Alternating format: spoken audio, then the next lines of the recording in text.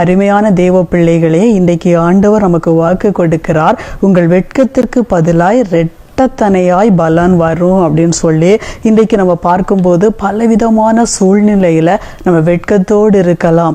ஏன் என்னுடைய வாழ்க்கையில் உள்ள வெட்கம் வந்துட்டு நம்ம எதிர்பார்த்த ஒரு சூழ்நிலை, நம்ம நினச்சிருப்போம் நம்ம ஏசப்பா பிள்ளையா வாழலாம், நம்ம ஆண்டவருக்காக வந்திருக்கலாம். அப்போ நம்ம வாழ்க்கையில் நம்ம நினைப்போம் இந்த காலத்தில் கர்த்தர் என்னை ஆசீர்வதிப்பார், என்னை பெருக பண்ணுவார், ஆண்டவர் என்னை ஆசீர்வதித்து என்னுடைய எல்லைகளில் ஆசீர்வாதமாக இருக்கும் அப்படின்னு சொல்லி நம்ம நினச்சி கொண்டு வாழும்போது திடீர்னு சொல்லி வெட்கமான காரியம் நம்முடைய வாழ்க்கையில வரும், அவமானங்கள் வரும், பிரச்சனைகள் வரும்.